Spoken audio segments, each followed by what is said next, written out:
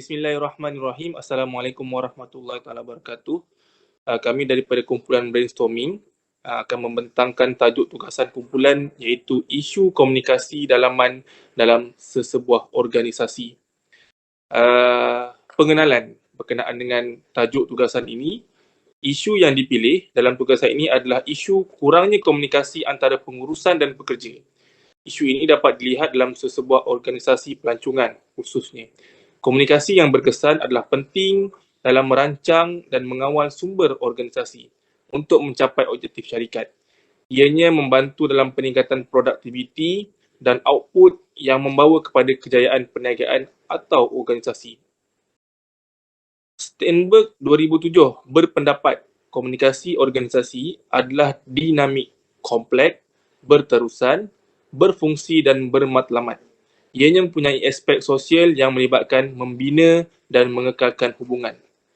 Kekurangan keberkesanan dalam komunikasi ini menyebabkan ramai pengkaji menyiasat tahap komunikasi antara pengurusan dan kaki tangan dalam organisasi yang berbeza. Dan berdasarkan perkara itu, ia sangat memberi kesan kepada individu, keluarga dan masyarakat dan ianya tidak memuaskan kepada perkhidmatan yang ditawarkan.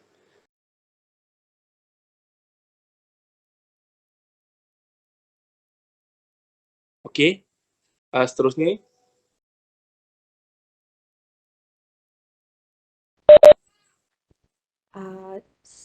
Saya serahkan kepada Syakila.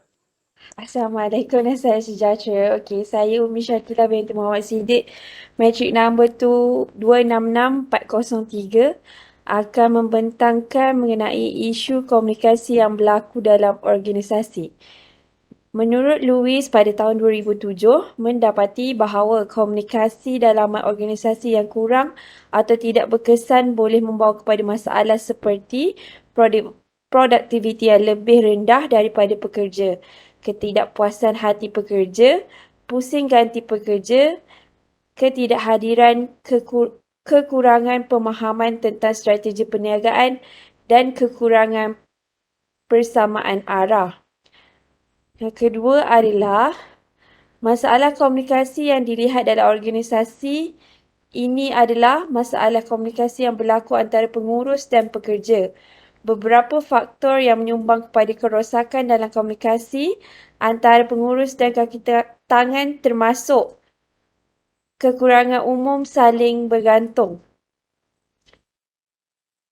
Ketiga adalah pengurusan maupun kaki tangan tidak boleh beroperasi dalam keadaan hampa.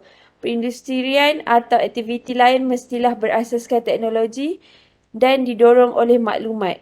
Seseorang responden menyatakan bahawa komunikasi yang tidak berkesan akan membawa bencana kepada syarikat.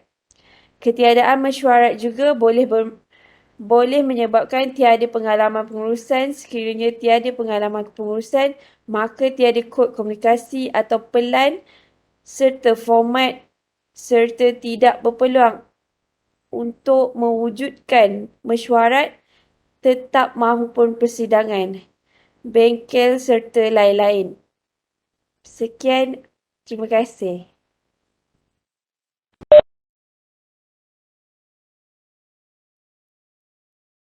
Assalamualaikum dan salam sejahtera Doktor. Saya Kamal Zaman bin Busirun ID Matrik 268380. Saya akan menyambung dari segi model komunikasi kepengurusan dengan isu permasalahan. Dalam model ini terdapat pelbagai trait yang ada. Salah satunya iaitu pendekatan trait kepimpinan adalah salah satu teori kepimpinan yang terawal. Pendekatan ini memberi tumpuan kepada sifat pribadi pemimpin seperti ciri fizikal dan personaliti, kecekapan dan nilai. Ia memandang kepimpinan semata-mata dari perspektif individu pemimpin. Penyelidik trait sering membangunkan senarai ciri yang mereka percaya berkaitan dengan kepimpinan yang berjaya.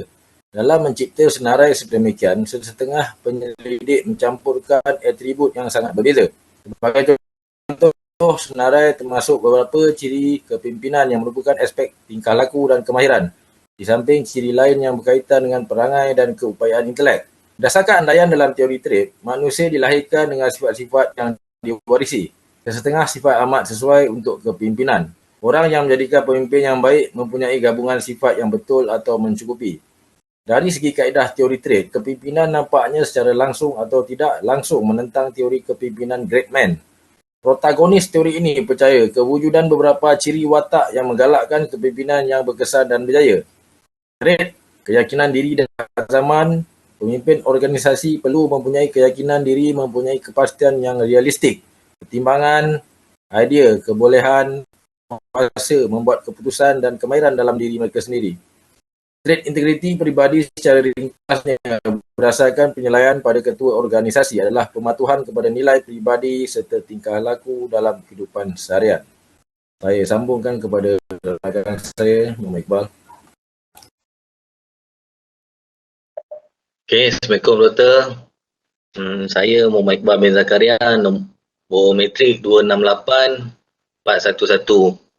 Hari ini saya akan terangkan pandangan dan idea bagaimana kemahiran dapat menangani permasalahan. Kat sini kita bagi 5 lah. Yang pertamanya pengurusan merangka dasar komunikasi dalaman. Yang bermaksud pengurusan harus merangka dasar komunikasi dalaman yang kukuh yang mesti dimaklumkan kepada semua pekerja. Yang kedua, pengurusan atasan hendaklah membuat strategi komunikasi yang saling melibatkan perubahan dan penyesuaian kepada maklumat baru. Di dalam ini mengambil kira pengurusan tertinggi bukan sahaja tepat pada masanya dimaklumkan tentang masalah pekerja tetapi akan mengambil tindakan segera untuk menyelesaikannya. Yang ketiga, pengurusan atasan memastikan mesej mudah dipahami.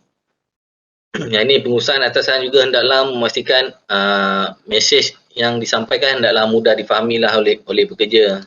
Yang keempat, komunikasi dalaman yang berkesan. Komunikasi dalaman yang berkesan harus menjadi tanggungjawab untuk semua orang dalam syarikat termasuk pekerja. Pengurus tinggi harus melatih pekerja supaya mempunyai kebolehan mencari maklumat. Macam itulah. Dan yang terakhir, yang kelima, pengurusan tertinggi membina budaya untuk maklumat. Pengurusan tinggi harus berusaha untuk membina budaya maklumat yang kukuh dan produktif untuk memaksimumkan penyebaran maklumat daripada jabatan. Sekian, terima kasih.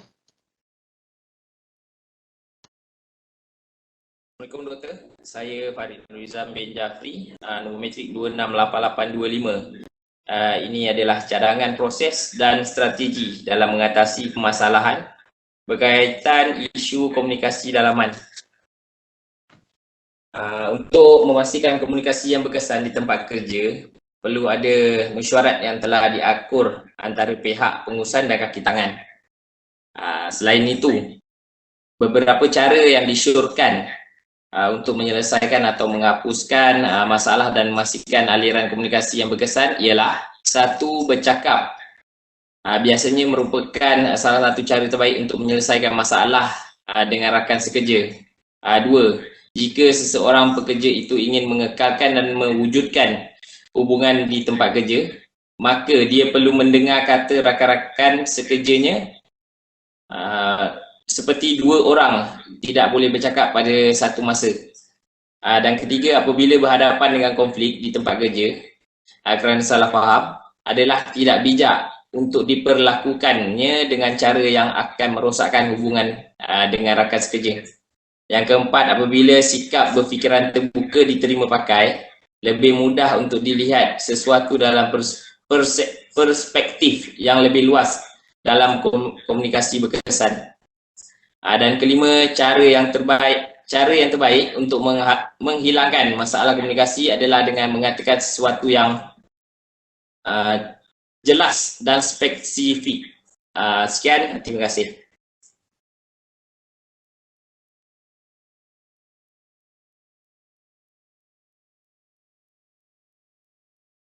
Okey, secara kesimpulannya, komunikasi yang berkesan bermula dengan menguasai kemahiran asas seperti mendengar, bertutur, bertanya soalan dan memberi maklum balas. Dan ini harus tetap antara pengurusan dan juga kaki tangan. ataupun pekerja. Tanpa komunikasi yang berkesan, pekerja akan menjadi lemah semangat ataupun hilang minat untuk bekerja. Kerana ianya sangat penting untuk kejayaan sebuah organisasi, bukan sahaja pengurus tapi juga untuk pekerja yang mesti menjadi komunikator yang berkesan. Sekian daripada kumpulan kami.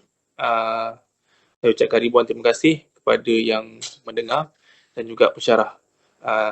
Assalamualaikum warahmatullahi wabarakatuh.